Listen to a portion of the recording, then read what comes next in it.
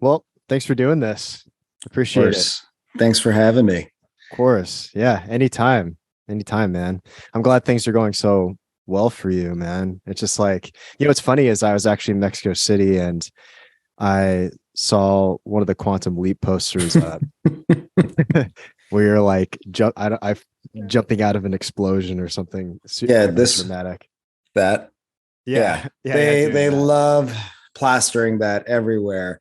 It's funny. Another friend of Yeah. mine was also in Mexico City and snapped a picture of it, and it's on this massive building. It kind of just like, and it's peering out from like trees too. And I'm like, wow, they put so much advertising dollars into this show. Yeah. It's crazy, man. Yeah. Yeah.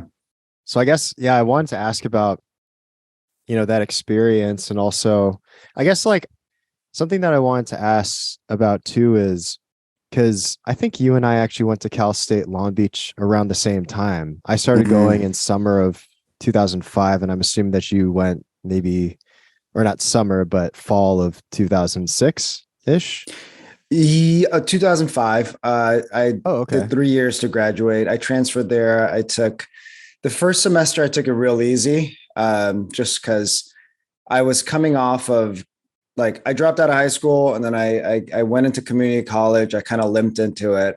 And then I got to Long Beach and I realized it was my first time kind of living away from home. So I took my time. Long answer to a short question about when I was there. I was basically there from 2005 to 2008. Wow. Um, I took my time. Yeah. Wow. That's cool, man. How did you, so like, what was the decision for you to drop out of high school? I don't know if it was so much a decision as it was just Mhm. kind of where I was in life.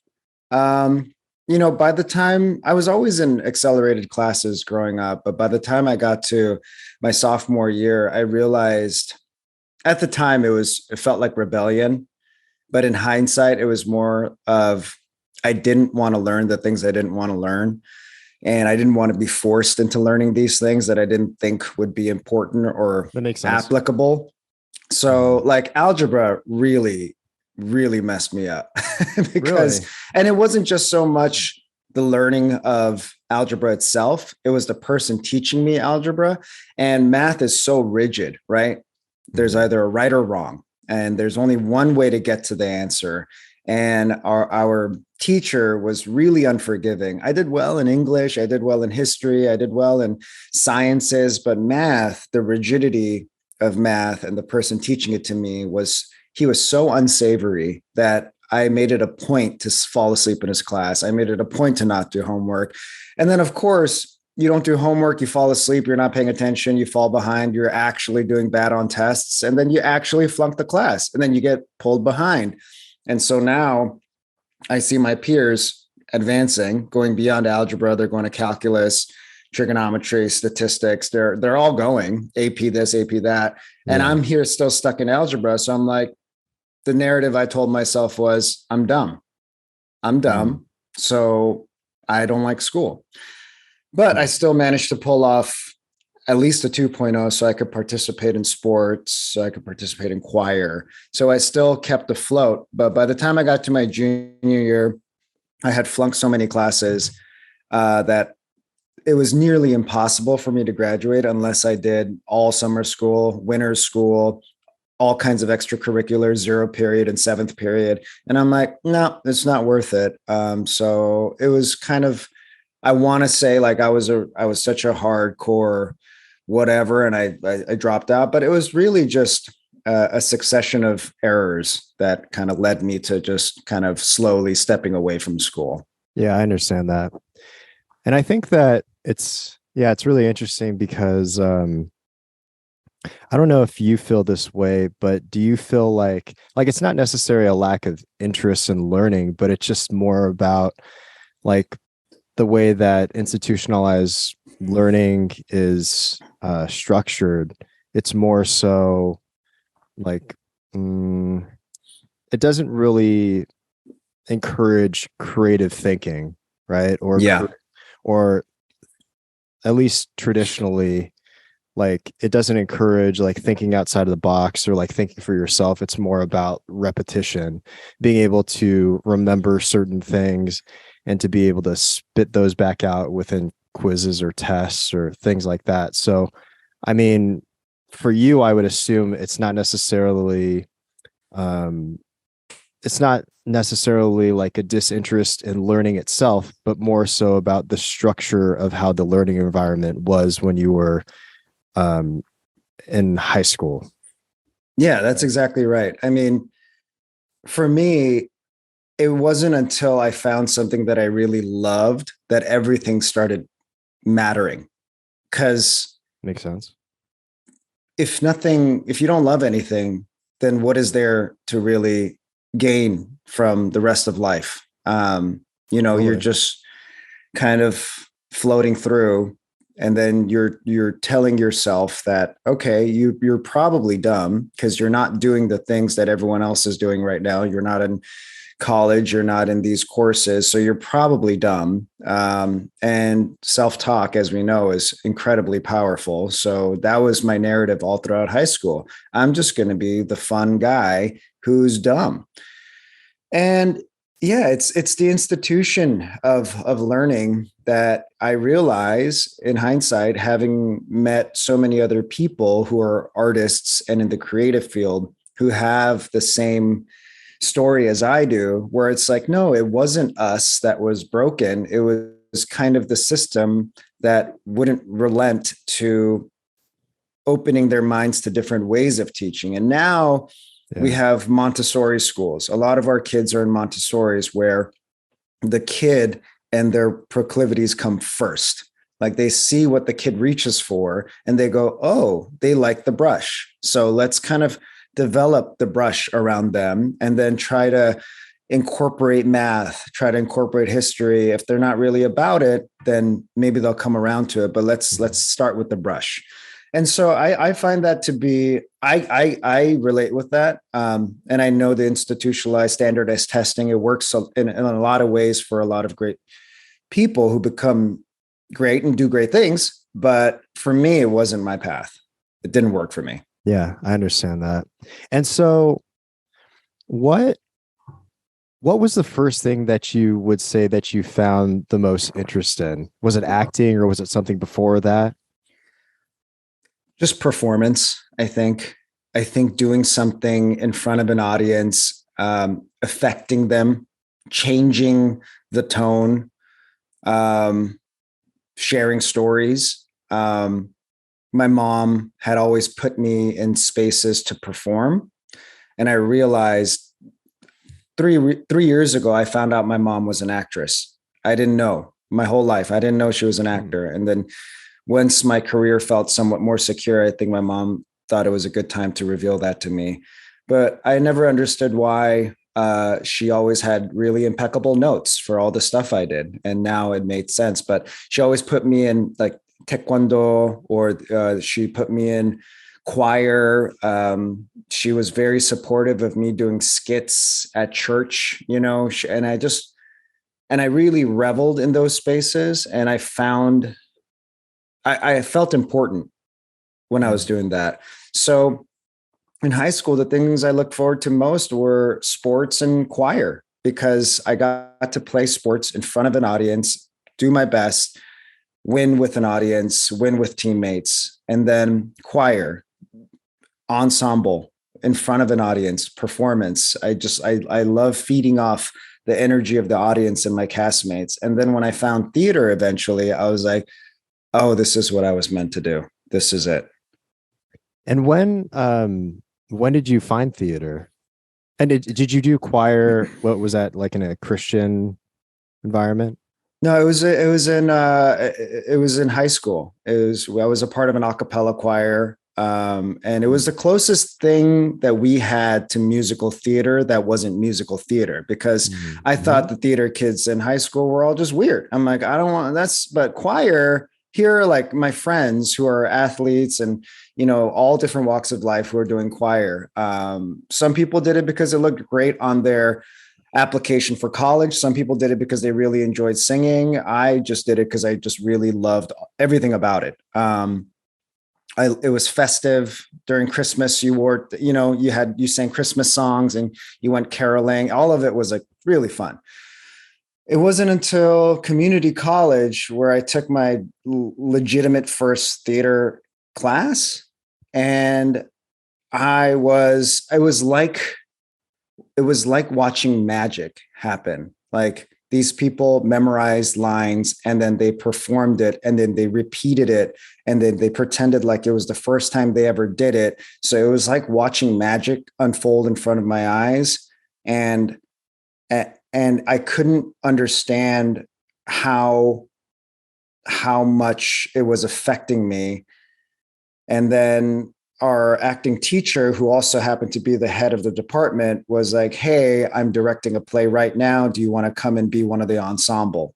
I see that you really like this." And I said, "Of course." And so I went to my first rehearsal of a play. And then I looked at what everybody was doing. And I'm like, this is incredible. Everybody's there. We're all semi-adults and we're playing pretend. Like, what a fun job. And we're telling stories and everyone's committed. And then from then on, I was like, well, I made a hard decision then to be like, well, I'm doing theater. That's it. And then I transferred to Cal State Long Beach, the theater there. And then right after graduating, I was like, well, I'm going to do it proper. I'm going to be a professional actor. And then off I went to pursue it. And so during that time when you started acting professionally, like, and I do want to go back to some of your experiences in theater, because I feel like a lot of the experiences when you're younger definitely inform you about the trajectory of where you are now, but also like the mindset of like dedicating yourself to a craft and sticking with that and then evolving, during time, right? I think that says a lot about like the building of character and the building of like decisions, as we talked about on the phone the other day while you were on the Stairmaster. Going, it's important to commit to each step. Yeah, I was like, dang, this guy is committed. This guy is. Why is every analogy tied to walking upstairs? Yeah, exactly. You had a 50-pound sack on your back. That's right. Yeah, I was doing the Murphys, whatever, the Murphs or whatever that's called. Yeah. Exactly. This guy is hardcore. The only man on the Stairmaster carrying a log. He brought his own log. There's that crazy Asian dude constantly bringing logs into the gym. Anyways, but so I guess, yeah, my question is, how about this? So like, how has acting changed for you from when you first started theater, when you found that love and passion over the years, in a nutshell? Like, how do you describe that, I guess? Well, it hasn't changed. I still approach every project, every job, every character with the same level of enthusiasm. And I treat whatever group of actors I'm working with as an ensemble. We're all equal, I think. Some actors have a larger responsibility to tell a larger chunk of the story, but every single actor, every single person working behind the camera or on the wings of the stage are important, and we're a family. I was taught to, we built set pieces in theater. We washed our own clothes. We washed other people's clothes. We learned how to light the stage. We learned how to work the sound board. We learned how to stage manage. And we did that as a company and repertory. And we just went in. And then when the play was done, we would take apart the stage together, and that's called striking. We would all strike together. And it was very communal. So for me, I approach every project like we're a team. And this idea that one person is the lead of a show has never really affected my way of thinking about a project, because we're making a project together. If this was your solo one person show or whatever, then it is more you do your thing and everybody will help support your dream. But as far as making a movie or a television show, it's a whole bunch of people coming together with an idea to make one cohesive piece of art, and we're all important. So to answer your question, my approach to acting in that way has not changed much. Totally. Yeah. I think that speaks a lot of character too. And also, I would assume that it's much more enjoyable to be less about yourself and your own ego and your own accolades. And especially like in the way that, there's a certain, I would assume, I'm not an actor, but there's a certain dynamic on set that everyone has to communicate in a certain way to be effective, right? And to have Mm-hmm. the safest space in order to communicate that message, which is the script, into something that feels real. There needs to be connection, right? And I mean, yes, like I would assume that there are some actors that can kind of fake it, check out and do their job really well.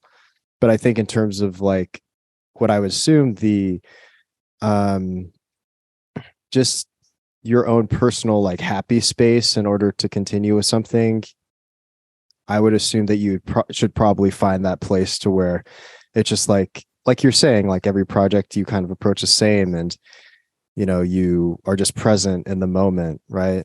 And Mm-hmm. I think that there's something to be said psychologically about the society that we live in that's very much rewards oriented, and I Mm-hmm. think that those rewards, or being so focused on the specific reward, for instance, like if you're working out, right, and you're like, I want 6-pack abs, and the only reason why you fucking work out is to get those abs, right?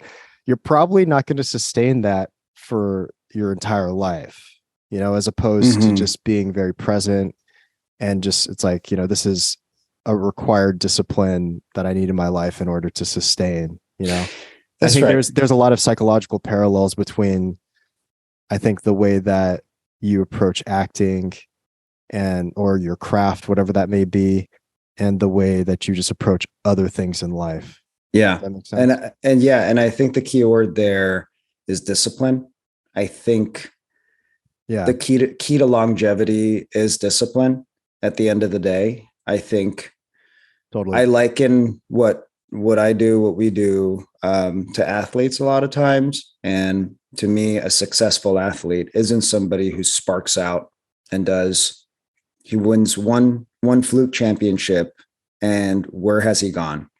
To me, a great athlete is somebody who can sustain through injury, through personnel change, through changing of teammates, changing of cities if they get traded to another city.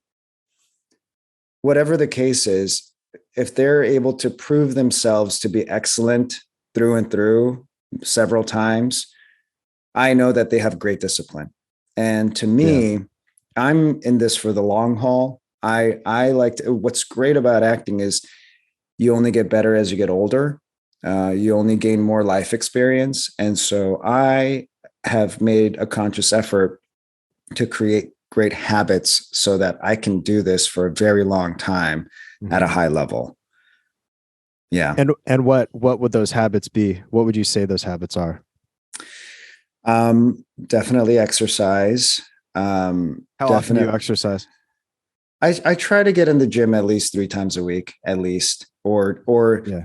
if it's not the gym, some sort of physical activity just to get my heart rate up, whether I'm getting on the bike, going for a run, or if I'm just using TRX bands in my trailer, something, skipping rope, something to, because it's proven so many times over that getting the blood pumping and exercise consistent is the way that you curb illness, the way that you can clear your mind. It's just you're literally getting your blood pumping, so you're having fresh blood cells going all over your body, including your brain. So you kick yourself out of the fog. And Mhm. also it's great for just physical longevity. When you have an ailment, your body, your mind just all goes to that ailment. And then if you have you can't really think clearly if your instrument is broken somewhere. So I try to stay in tune. I try to center myself. I go to therapy consistently. There are routines that I have, just taking care of myself and my skin, what have you. These are all things that ultimately funnel back into the craft and back into my life. And I approach everything holistically. So I try to create balance, and that's really only done through discipline. Mm-hmm. Totally. Are there certain characters that you've played that you get to exercise certain demons, if you will? What do you mean by that? You don't have to be specific necessarily.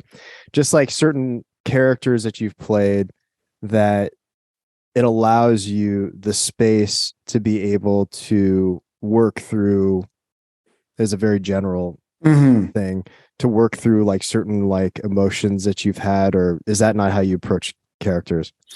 No, I think it's an incredible way to deal with your mind. And it's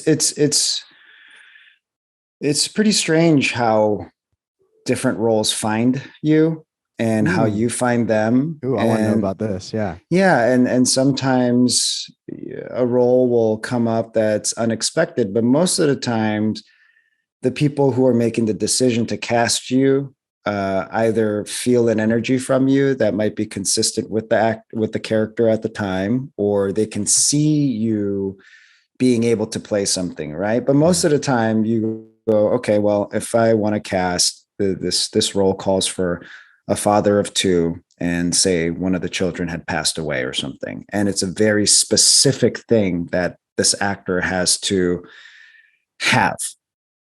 If there's any loss in someone's life, you can kind of feel their weight. If nobody's experienced any loss, you can feel the lack of that weight. So you think in your mind, okay, who is a 30, 40 something odd age actor who can play this? And, they understand the nuances of being a parent, and they've maybe grieved over something in their life. And, you kind of whittle that down, I would assume, as a producer or a casting director. And then you go, okay, well, here's somebody that soul is similar to the soul of the character. And then I believe that's how a lot of roles are found. And sometimes an actor is just so prolific that they can play really anything. But a lot of times it has to align with what the audience's perception of them aligns with as well. So, of course, you're not, that's why there's always so much uproar sometimes over like, oh my gosh, that guy's like a comedy actor. He's going to do a drama, because there's a dissonance with people's understanding of a person. Yeah. So I like when Chris Tucker did Silver Linings Playbook. Chris Tucker was known as a comedic actor, and then they brought him into this dramatic role. People lose their shit over it because they don't. Kumail Nanjiani, when he did The Big Sick, or now that he's doing the Chippendales show and he's playing just a little more unsavory character, he's a very likable guy. People go get, so unless you can get really creative with these kinds of decisions, a lot of times they're looking for somebody whose souls are aligned. So yeah, sorry, I really got in the weeds there. No, that's cool. No, I like it. I like getting in the weeds. The I like the weeds. Yeah, I do too, but I just hope I can find a way out of the weeds. But yeah, we all find our way out of the weeds. Well, that's not necessarily true. Sometimes optimistically. We aim to, but there's also comfort in kind of knowing that you're in the weeds too, right? Yeah, like I like being in the weeds. Word. Personally. Okay, cool. Let's stay there then. Yeah. But for instance, I played this role that where I was a possible school shooter at a college, not unlike the Virginia Tech shooter who was Korean. I don't know if you remember that, but there was a Korean kid who was a mass shooter, and this is like during the time of Columbine and all that. And this character was written to kind of just not an exact version of him, but to have a lot of a similar makeup. Mm. And that was a really hard headspace to get to, because I didn't know how to get there. I didn't have the proper training to get there at the time. So I made up my own rule book, and I went down the YouTube rabbit hole of watching all of these mass shooters' final retribution videos. And they're very dark, as you could imagine, talking about how they've been overlooked and hated their whole lives, and how the world is going to pay for being treating me this way. And it's just a lot of painful videos over and over and over that I've watched several hours of, to just understand the mind of this person. And I got to a very, very dark place. And my wife could attest, I was a really hard person to be around, because I was not happy for about 4 months, but it was the only way I knew how to get in that headspace. Mm-hmm. So it was a hard thing to sustain, but I really think that helped exercise some parts of me that, of course, I would never do anything like that. But I understood the kernel of being mistreated or being overlooked, and how, if watered incorrectly, that can grow into a huge cancer. And, Totally. Yeah. and by way of knowing how to get there, I knew how to not get there. So I understood how, acting is so much about understanding and empathy and psychology. And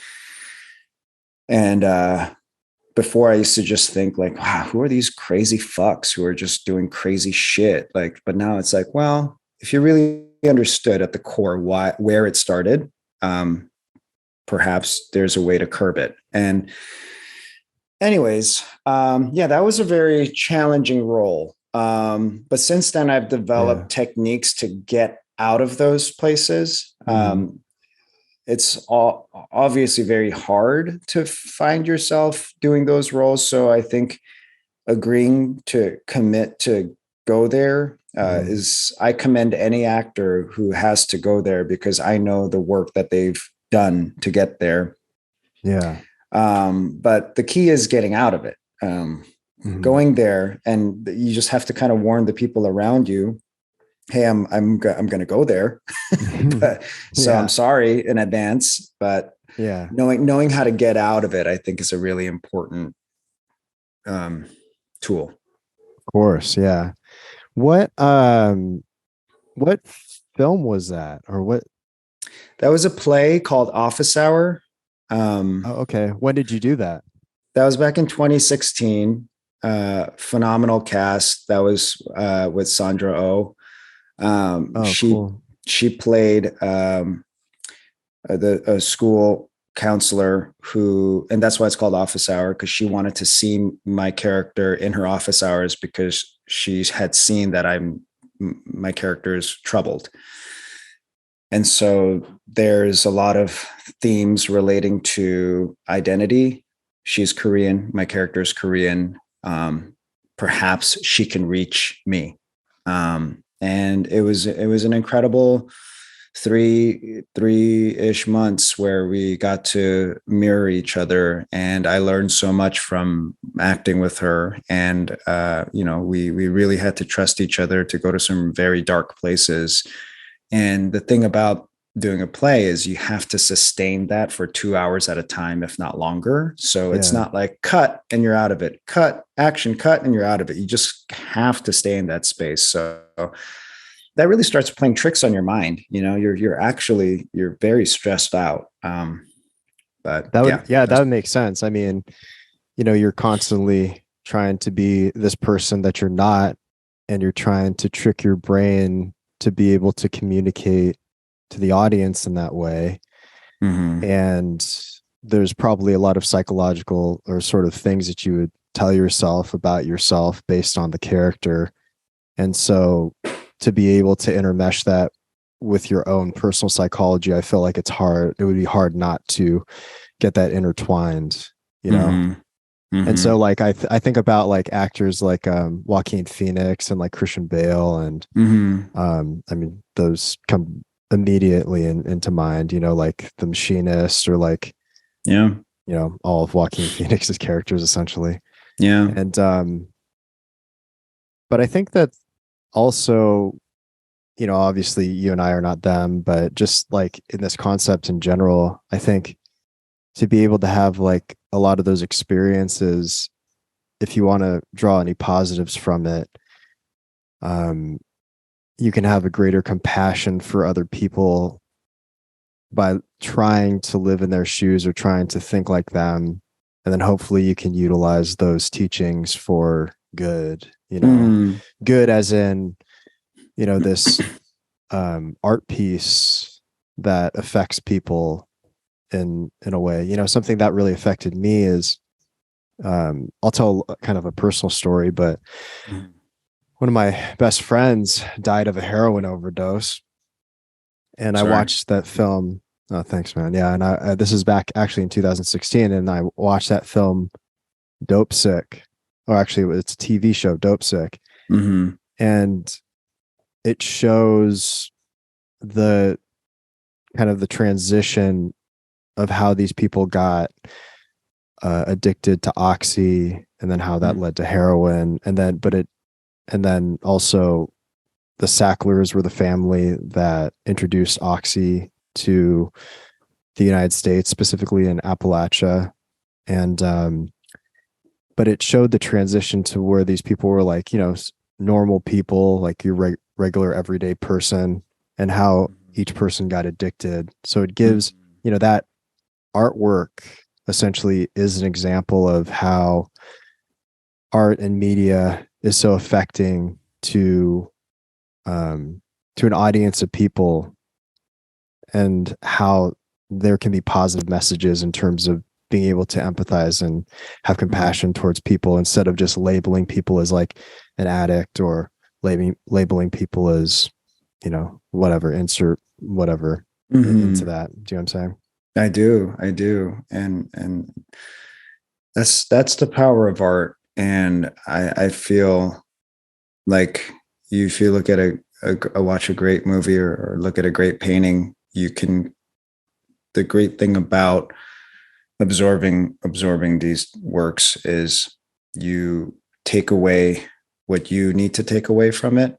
I love art that just leaves things open-ended. I love art that is abstract. I think a big part of the reason I'm attracted to abstract work is if you're dealing with personal grief or loss, and you see that this artist maybe had been in a similar place when they made this, you go, oh, that line feels familiar. Why did he destroy that part of the painting? That feels familiar. And I feel that that's healing. When you watch a movie that echoes something similar to what you've just experienced, or perhaps it brings up some memories of the past, there's a catharsis there. And really, I feel like that's why we're drawn to great art. The Yeah. power of it is healing. Mm-hmm. Were you always into art ever since you were a kid? I think so. I think well, like I grew up on television, right? I mean, I was an only child. My mom was a single parent. She was working all the time, so I was a latchkey kid, and my babysitter was the television. And I had movies, I had VHS, and so I watched so much, so many hours of TV and movies, and all I wanted to be were these characters that I saw.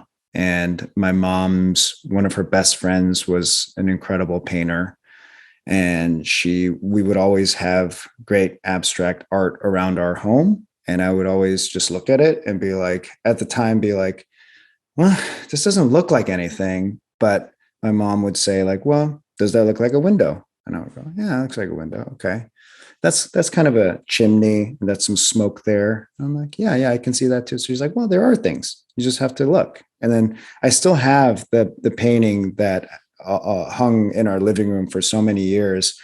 And every time I look at it, new things come to me. And that's how I feel about Joe, our friend Joe, his artwork too. It's like I Yeah. keep looking at his art and new things come to me. And, you know, having also the shared experience of being a Korean American raised in America and knowing it's dope to chart his journey as an actor, because there were very dark elements and there's a lot of angst in his earlier work, and then it starts to loosen up and it gets a little more, the colors lighten up, the shapes lighten up, they're a little rounder, they're not as jagged, but they still maintain a ferocity and intensity and a weight, and yeah, this kind of stuff I'm just drawn to, whether I like it or not.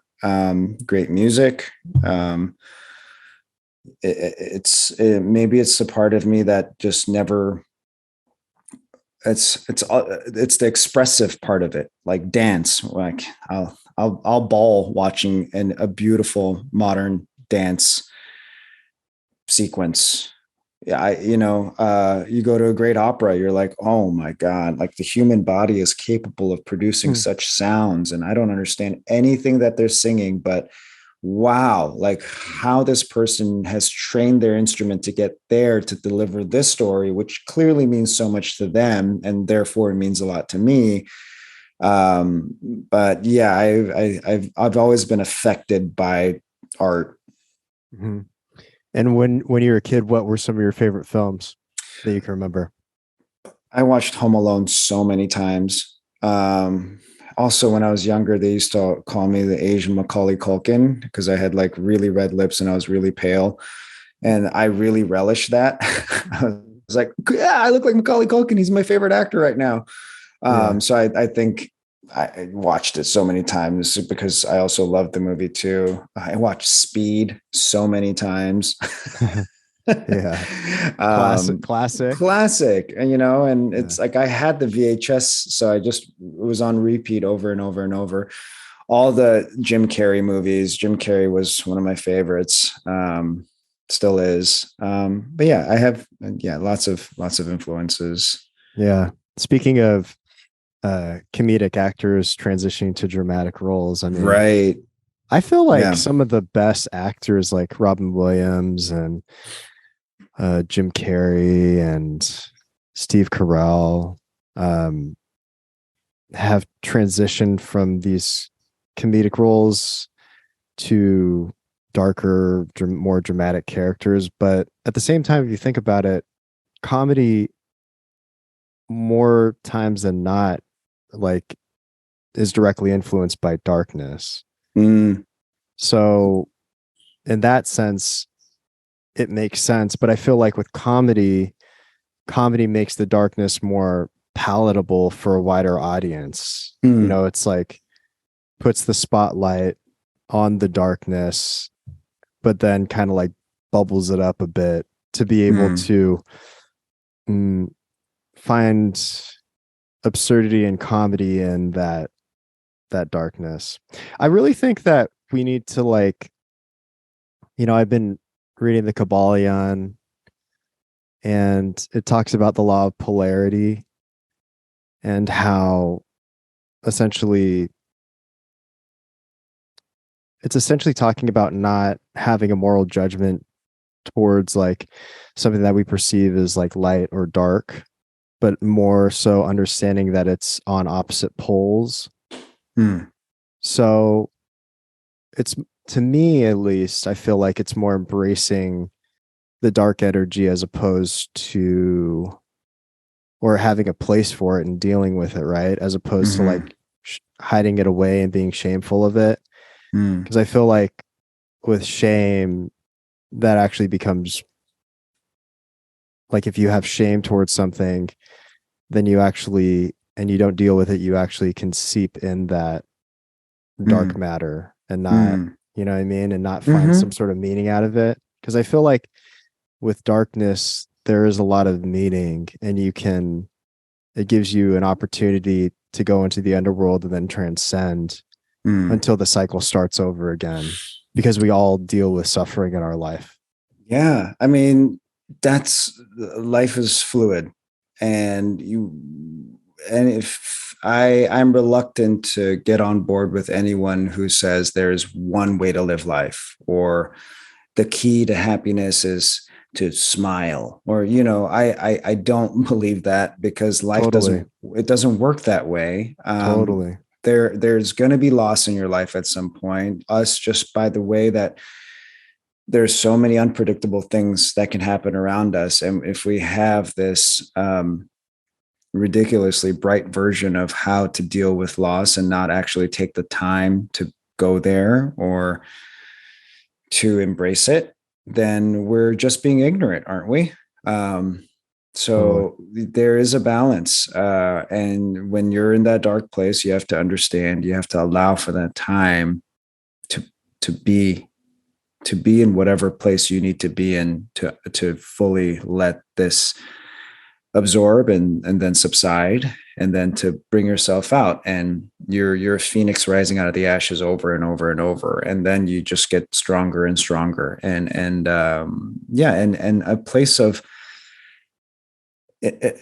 joy is also not sustainable. You can't Totally. constantly be in that space, otherwise you're a lunatic, and you're clearly running away from something. At that point, you're really not being honest with yourself, and there's things that you are overlooking, and then you Totally. become this person that's just like, life is good, life is fine, why should you just choose happiness?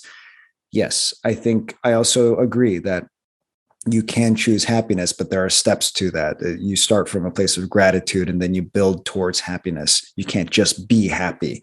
Totally. But yeah, there needs to be, in order for there to be dark, there needs to be light. In order for there to be light, there needs to be dark. Mm-hmm. As above, so below, as below, so above, as they would say in the Kybalion from, but, yeah. So I think, where was I going to go with that? We're in the weeds. Have you seen Yeah. Rashomon recently? That film No, I by Akira haven't. Kurosawa. Have you Yeah. ever seen Oh, it? actually, yes. I did see it recently. Yeah. That's so funny. One of the episodes we did on Quantum Leap was inspired by Rashomon. So I actually watched it about like a month ago. Which episode? I only got to see episode 1, by the way. Sorry. What a shame. Well, Look, the because episodes. I downloaded Peacock, and I was like, and then I was like, oh sweet, I'm gonna watch episode 2, and it's like you have to pay now, and I was like, oh man. I'll give you my login. Yeah, How about yeah. that? All right, cool. But it was Also, great. there's You're great, man. thanks. There's also Yeah. so much shit to watch that there's no place for me to ever get upset at anybody for not watching. It's an episode that we shot that hasn't come out yet. Oh, I see. But it was inspired by Rashomon greatly. But yeah, perspective is what I learned from. No, sorry, where were you going to go with Rashomon? Well, I mean, yeah, that's essentially where I was going to go with it, is that, so like for the audience and people that don't know about Rashomon. So Rashomon is this film that by Akira Kurosawa, and essentially a samurai is found dead in a bamboo grove, and there's multiple characters that witness his death, and each character has a different set of circumstances, and they basically tell different stories based off of their observations, but then they also implicate themselves in the possibility that they could have killed the samurai as well. And so it really talks about the idea of subjective and objective truths. Is there an objective truth in matters, or is it all about perspective? So it's really, I think that's why a lot of people talk about the Rashomon effect, is that people can encounter the same set of circumstances, but all have different opinions as to what may have happened based off of, they could be lying, right? Or, they could be protecting themselves, so it all goes back to human psychology, essentially. Right? Yeah. And each character has a different set of circumstances that they're walking into that situation with. So Exactly. class plays into it. Exactly. There's so many contributing factors into how somebody can perceive a crime, yeah, or any major event. It's a really, really smart exploration in human psychology. Totally. Yeah. And so I was bringing that up because you're talking about, um, you know, like, uh, like the longer, I think you said, I'll paraphrase, you said something to the effect of like the longer that you live, the more that you realize that there's not a singular way to live. Mm. Right. And so I'm kind of Mm-hmm. paralleling that with this idea of objective and subjective truths, right? Because we Mm. all live within the way that we think that we should live, or maybe that's not necessarily true, but we all have a certain set of principles in which we live by, and then decisions Mm-hmm. play into that. Mm-hmm. Right. But I, Yeah. yeah, but I did want to ask. So you and I were talking about how when you were on set of Top Gun, one of your cast members said something about, well, what role do you really see yourself in? And Mm-hmm. then how basically like from that conversation, and I'm sure it happened before that, right? But maybe that is just kind of like the mental catalyst as to where you can kind of pin it. But um I want to understand how that conversation played into you manifesting Quantum Leap, or your role in Quantum Leap. Yeah. I think we all have an idea of where we see ourselves in our career. Um, Wait, at, where do you see yourself in your career? Like, where do you want to go with it? I want to be the star of a sci-fi franchise in the film world. Not unlike Harrison Ford and Indiana Jones, or Michael J. Fox and Back to the Future, or Chris Pine and Star Trek. Um, Yeah. um, Shia LaBeouf and Transformers. I know that that's not the eventual end goal. There's going to be so many different parts of my career that I'm going to be very excited about. But in my mind, that's what really excites me.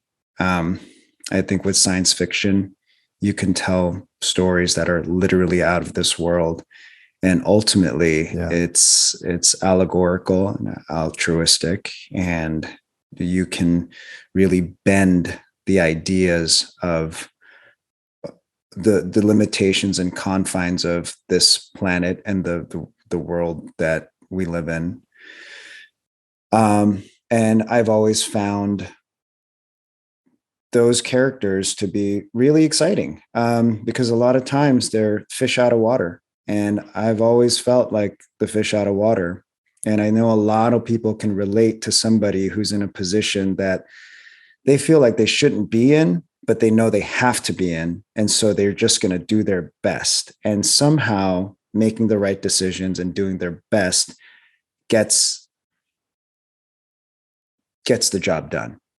And it's making all the right choices, and that are selfless choices, that I always find really powerful and moving in these science fiction action heroes. Mhm.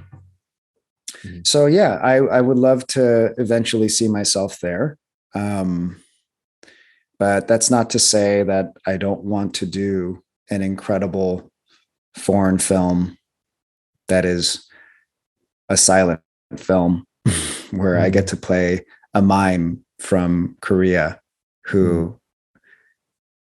who can never get the woman he loves to fall in love with him or something. I love all different forms of storytelling, but right now in my mind, that's what I want to manifest and put out there, because I've gotten a taste for what it feels like to be um, in this type of position with this character in this type of world. And I really, really, really like it. Um, Yeah. So Okay, so I'm curious, like in terms of like this manifestation process, since we're like in that space right now, Mm-hmm. like, things aren't manifested until you're there. So essentially everything prior to that is you essentially trying to will something into existence. Right. And so you've had quite a few um career successes at this point. And did you ever believe that you would be at this point, like when you were in college, for instance, or did you just not have any conception of that? Or I guess what I'm trying to think of is like, what was your train of thought back when you were younger and first starting, and to where you are now, and how your mindset has changed now that you've actually manifested this career for yourself? When I was just starting, my goal was to just have a career. My goal was to make a living off of acting without compromising myself, meaning not going to do anything that's going to portray my people negatively, not going to do anything that's going to compromise the things that I believe in. But aside from that, I just wanted to have a career. I just wanted to be a working actor. And then once I started becoming a working actor, I realized that, okay, I think I'm allowed to dream bigger. I am in this space because, you're also limited by, at that time, your thinking can be small because what you see is not there. And so you go, well, there aren't any Asian leads on any television shows currently or in movies. So who am I to think I'm that person? And then you start doing it. And then you kind of look around and you go, well, I can do what he's doing. And then you go on a set of Top Gun and then you go, these are the best of the best. And I'm here and I don't feel less than. So who am I to say that I can't be where all of them are? And then so your dreams start to grow a little bit. And then I started putting out the fact that I want to be the lead of my own show. I want to be the center of the narrative and I think I can do it. And so that's what I started manifesting. And I think there are times in your life where you mentioned willing things into existence where you really do have to will it. There are times when pushing is very necessary and you fight for yourself. You fight for respect. You fight for what you're owed. And you fight for the things that you think you're deserved. Right. And then there are times to let things happen where you go, well, I've done all I could. That's everything that I could have done. And so now I release it onto the world. And when you manifest something, you start making decisions based on what you're manifesting. So, and decisions, what you commit to, that's life. That's what you're going to, if you commit to buying this house in this area, you're like, well, now I've just committed to this is my world. If I've committed to this partner for the rest of my life, this is my world. I am going to do everything to make this great.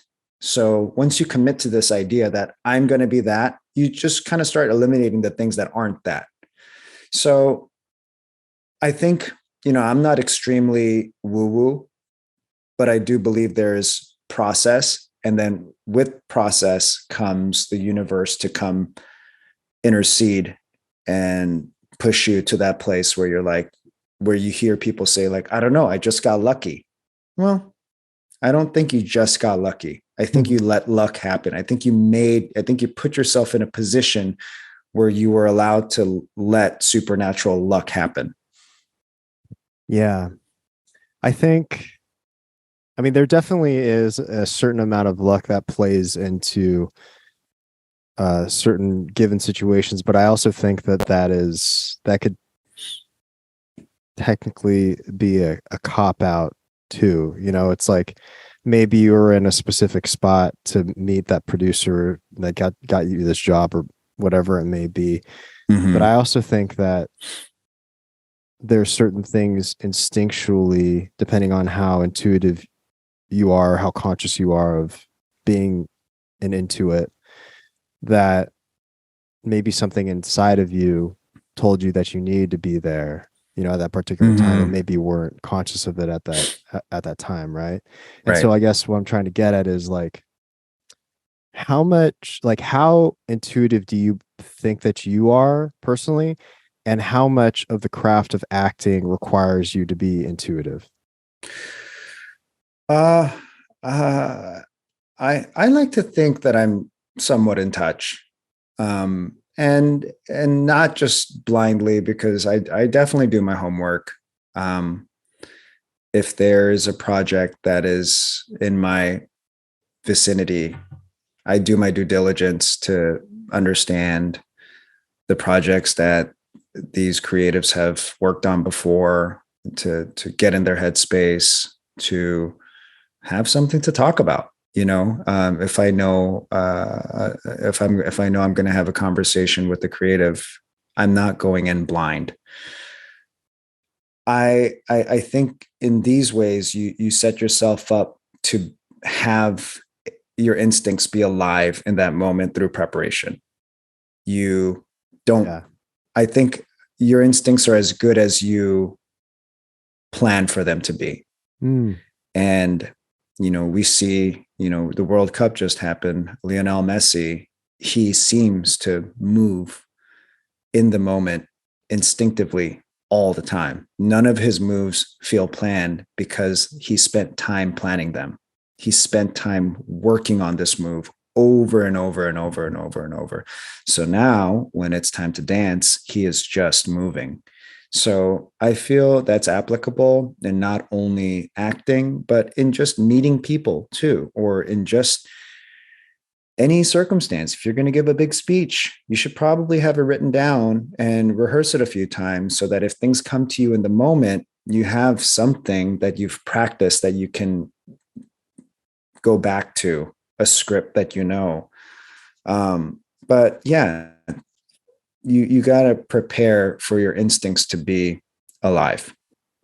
That makes sense. So, being able to parallel that with acting, it's like you need to understand your lines to the T, Yeah. and to understand the timing of each situation as much as you can mentally prepare for that, Sure. so that when you're actually there, you're Yep. prepared enough to be able to react in the situation, Yeah. and to feel Yeah. the energy of the room and all of those things. So it's like a certain amount of preparedness, and then a certain amount of being able to be instinctual. It's Yep. kind of like with boxing, like, you can, I mean, you have to train, right? Like, you can think that you're tough, or you can think that, you can mentally prepare like so much, but at the same time, you need to like understand what to do in each situation.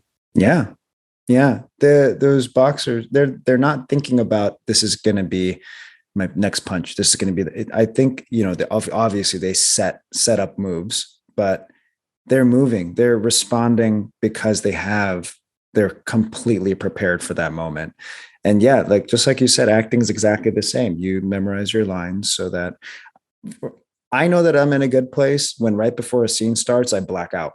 Like, I completely forget all my lines. And there's a mild moment of panic because I'm like, oh shit, I don't know any. And then they call action and it's all there. That's my favorite place to be, because now it feels dangerous and it's completely alive, and you're saying words that you've memorized, so it's in you, but you're saying them as if you're saying it for the first time. And that's great acting, right? It's to make the work look invisible. Make the work look invisible. Yeah, I mean, I think that's why it's really important to put in the work when no one's watching. Like, and to try to find like your reasons for wanting to do it, and to be really honest with that. I think honesty with ourselves, it's incredibly important to find breakthroughs. Any sort of, like, I don't really believe in an absolute transcendence. I feel like transcendence is cyclical. So you transcend a moment or like a situation, and then things just happen over again until you go into the underworld and you can transcend again. But there's never like a moment of, from what I believe, like at least in this like human world in which we understand it, where you'll have like an absolute moment of complete transcendence. But I don't know what's beyond this life. So I mean, I mean, the people who are supposed to be the most enlightened, they're still doing a lot of work. So I don't, if that's what you're referring to in terms of transcendence, I don't think the work ever stops with anybody. I agree. And even our perfect leaders, they're still doing a lot of work. Yeah, I think then that's what's also beautiful about so many things that we love. It's like we can't ever find perfection, but the search for that is what is perfect. Yeah, no, I like that. So what, let's see, we talked about manifestation, talked about carrying logs up a stairmaster.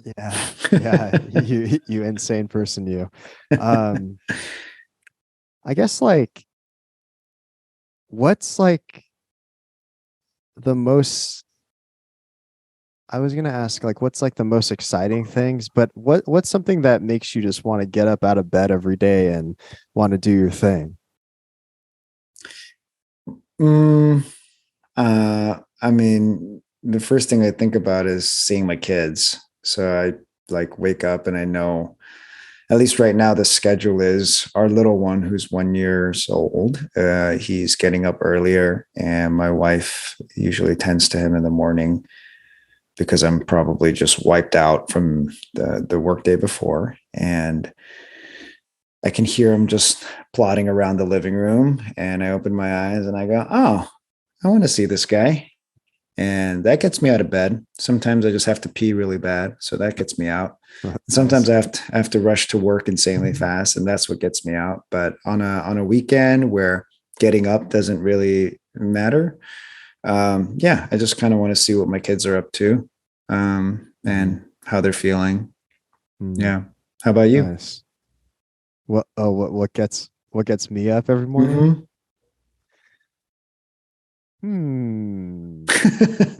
Interesting. I mean, I would just say it's just like the presentness of being alive and being able to continue certain habits like working out, and it's very simple. It's kind of very simple things. I guess the possibility to express certain emotions or to get them out through projects or through journaling, or try to find a deeper meaning within that. Also those things that are frustrating are certain points of motivation as well, like but I think it's like pretty simple stuff. I like to set aside like a couple hours just to work out, or to just like zone out, doing my own thing, like hanging on the bar doing calisthenics and being in like an empty park. Those are the things that kind of speak to me outside of writing and stuff. I think in terms of, because I'm working on well, it just got announced publicly, but I'm working on this tarot project, which is going to be called the Artist Decoded Tarot, and with a publisher. And the Hermit card definitely resonates with me. Do you know much about tarot? No, not much at all. It's the Hermit card is essentially a card of like isolation and introspection. And I tend to isolate myself a lot physically, because I'm basically like traveling all around the world now, which is its own sort of exploration. But yeah, I don't know. I think it's because I'm an only child as well. And I don't know, just being in my own headspace, I think is like very comforting, you know? Mhm. So, Do but you I'm ever curious. get do you ever What's get up? bored? Do you ever get bored? No, Right? Yeah. no, As an I only never. child, yeah. You're Yeah. never bored. You're always thinking about something, or you're thinking about doing something, or you're working towards something, but you're Yeah. never bored, right? Yeah. Yeah. Yeah, Totally. Totally. I mean, but yeah, I think that's a partial survival mechanism of being an only child is, totally. if you grow up, you're an only child, you don't have anyone else to play with. Yeah. So it's like, well, what are you gonna do You to got to keep get yourself creative. busy? Yeah. Yeah, yeah, you get creative. I got into tons of instruments and Hmm. skateboarding, and and that's why I was Yeah. asking you if there was anything before acting that you're like incredibly obsessed with. Everything, man. And I know, speaking from one only child to another, like, Uh-huh. what's great about this job currently Mhm. is I have to have many skill sets, right? Like I leap into the body of a boxer, I leap into the body of uh, uh, anything. I'm always leaping into the body of somebody who does something as a profession. And for me, I can do a lot of things fairly well because I had so much time on my hands to fuck around with hobbies. Like can I hacky sack? Yeah. Can I throw a baseball? Yeah. Can I skateboard? Yes. Can I snowboard? Yes. Can I sing? Can I dance? Can I yo-yo? Can I? Yeah, because I did everything because all you had were hobbies when you're an only child and you don't have anyone else to play with. So you just kind of session everything forever and ever and ever. Guitar, bass, drums, whatever it is, you just get good at it. And then if you're a little bit obsessive, then that's just even more fuel for the flame. And you're like, fuck, well, I can't, if I'm going to be here, if I'm going to play golf, I might as well fucking play golf. So I'm not just Mhm. going to, I'm going to practice every day until I get really good at this. If I'm going Totally. to learn to throw a punch, I might as well learn how to do it properly because now I'm obsessed. And so I'm going to throw a punch correctly. I'm going to learn how to move my feet correctly. So it's incredible because now I find myself in a job where my writers are going, hey, we're thinking about writing this one episode and it takes place here and you're in the body of this person. Can you do this one skill set? And I'm like, I actually can. And they're like, oh God, it's funny because now it's a joke. Like, what can't he do? And it seems like a really big compliment, but it's really just kind of sad how bored I've been my whole life. And the pursuit was to not be bored, right? And therefore I'm not.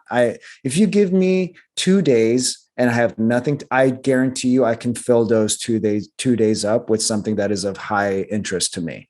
Mhm. And I'm not going to be sitting around being like, oh, no, I'm going to go out and do that. Mhm. It's one of the great benefits of being an only child and being obsessive. Yeah, totally. What is something uh like for a specific role, like the most physical training that you had to do? So far it was our boxing episode, which I think you should watch. I think you dig it. It's our third episode. I want to So watch it. yeah, Yeah. it's great. I mean, like, Fucking Peacock. yeah, I'm telling Yeah. you, I'll give you my login. It's not a big Yeah. deal. I won't tell my bosses. Um, Hopefully they don't listen to this episode.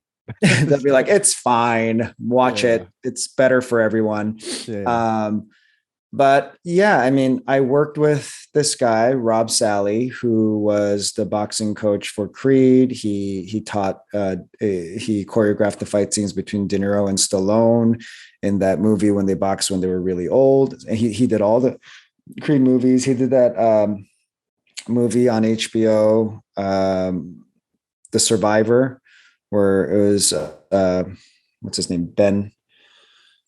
He plays a true story of a boxer who made it out of Auschwitz by boxing. Um, Wow. so he's like a prolific uh, coach, and I was honored to work with him. But we spent a couple weeks together. We would have spent more if the network TV schedule been a little more relaxed. But we only got a couple weeks together, and it was a lot of fun. I got to train. I got to Nice. spar. I got to move around. I got to learn how Oh, to you got take to hits. spar. A little bit, yeah. Yeah. Yeah, nothing crazy. Just moving around, just flowing, just tapping, boxing, Yeah. Yeah. Technical sparring. blocking. Yeah. And also to know how to make it look good for camera, you know, Of what course. punches sell really well. And I mean, that was a lot of fun. I once played this guy who was a triathlete who was also a life coach. And so I had to believably get in a triathlete's shape. So I swam, I biked, I ran every day for about 4 months and also did a lot of strength training. So that's the most jacked I ever was. Also for Top Gun, I had to train fairly hard too. But skill wise, the boxing episode in Quantum Leap was probably the most I ever worked on anything skill wise. Hmm. Yeah. Nice. Nice. Is that something that you want to continue with? Boxing? Oh yeah, yeah. I mean, it's like boxing teaches you a directness, right? And if you're willing to stand in front of somebody and get punched, then you know that you have it in you to want to punch somebody back. And I think that's a very important aspect to like life and self-respect that every person should have. It's like, okay, you get punched, you punch somebody back. That's just the way it should work.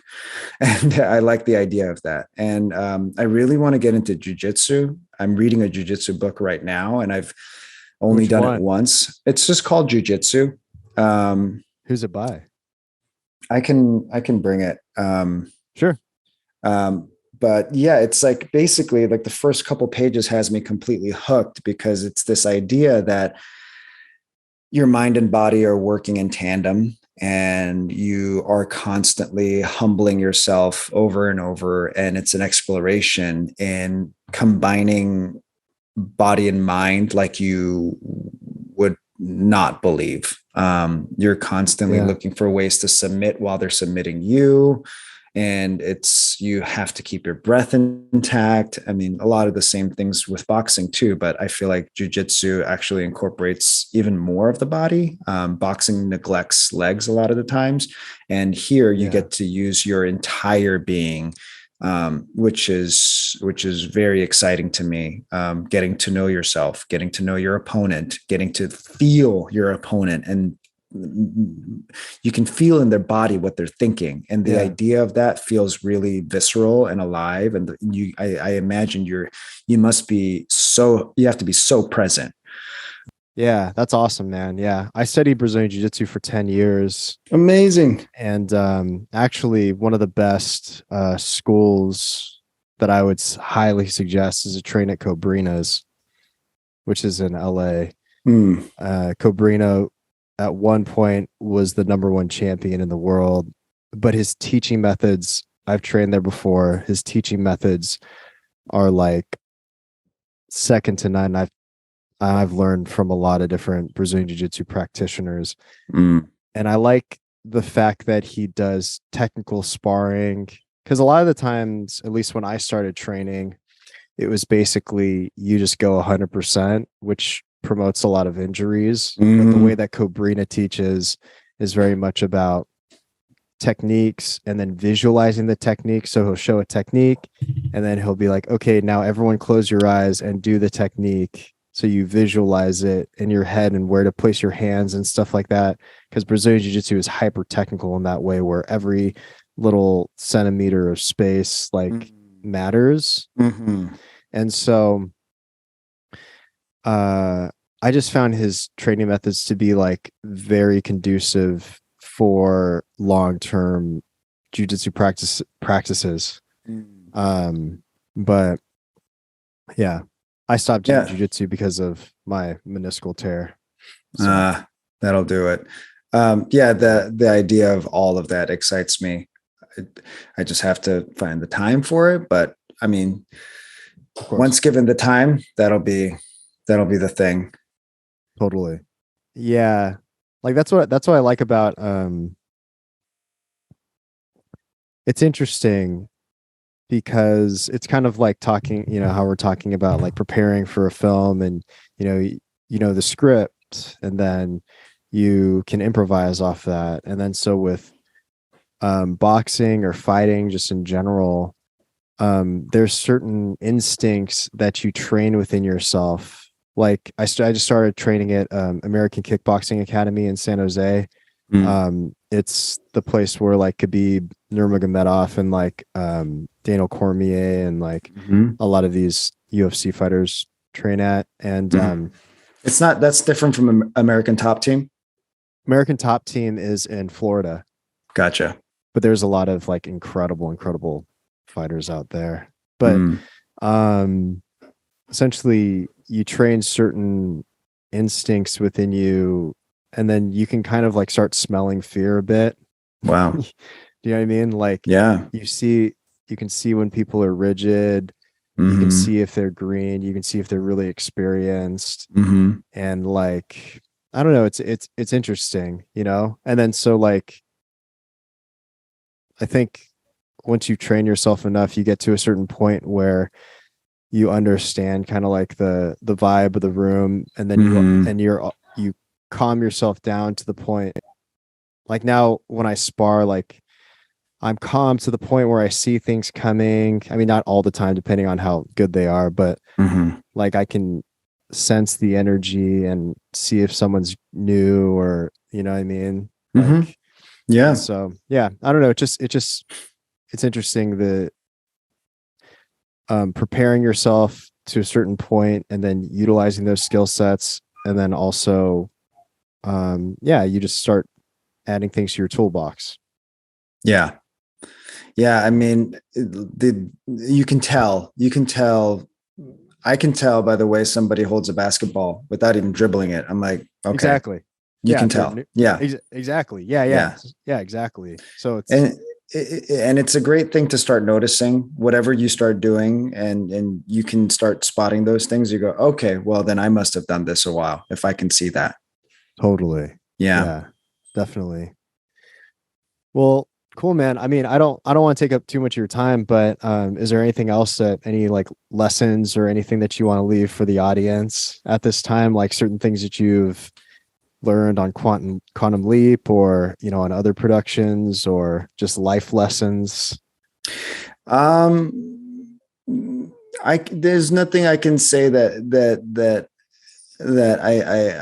I feel like you don't already know, but I guess, you know, one thing that I'm taking away from this Quantum Leap experience is this idea that, you know, I think in my business, there's this idea of being number one, right? Like, what is being number one on the call sheet? What does that mean? And I know there was a lot of pressure going into this job, not only being the number one, but being an Asian American number one, Asian American male number one. So there's a lot of pressure going into it with how I'm going to deal with it. And one thing that I can say that has proven to be effective, and I'd recommend this to anyone that would be going into a job or a place where there's a lot of pressure on them to perform, and a lot of people are going to be looking at you to perform. I'd say be honest with the situation and be like, look, I've never done this before, but I promise you that I will give it my all day in and day out. And I know there's going to be a learning curve, but just know that I'm going to be processing as I go, and I'm going to remain as present as I possibly can. And we talked about willing things, and there's a time and place for it, but to also know that if you can be honest with the people that are employing you to do this job and are trusting you with it, they will understand that honesty as being extremely earnest. Because if I were to have walked into any of those meetings with any of my higher ups being like, I'm going to be the best at this, like, you just watch, I'm going to rock this, like, you wouldn't believe, they know that that's fucking bullshit. Like, this is on the job training, especially if you've never done it before. And I think as Asian Americans, we're going to be put in situations where people are going to be trusting us with things that we've never done before, because that's just the state of where we are. So to be honest with yourself, and to be honest with the people who expect a lot from you, to say, I don't have all the answers, but I promise you, I will put a lot of my effort into the pursuit of finding those answers.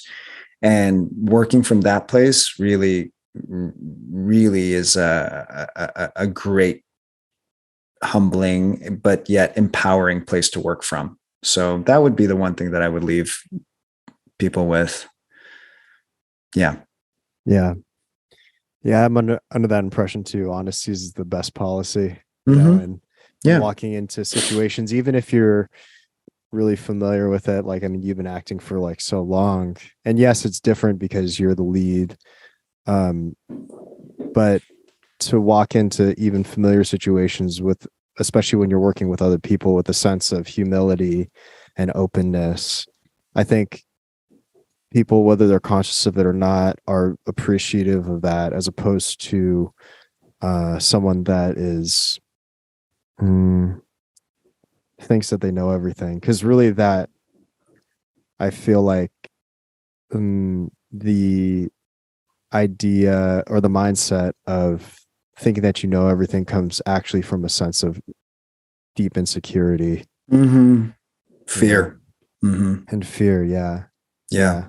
I think it's hard to like not operate within that, within fear sometimes.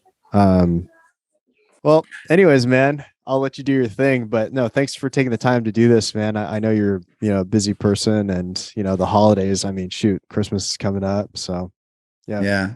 Happy holidays. And thanks for having me, man. It's always such a pleasure to talk to you. And yeah, I feel like we can rap for hours. Totally. But yeah, it's always Yeah, great. definitely. Yeah. Thanks, man. I feel the same way. Well, cool, man. Well, it was good to talk to you. Always. All right, buddy. All right. Be well. Happy All right. holidays. You too. Bye.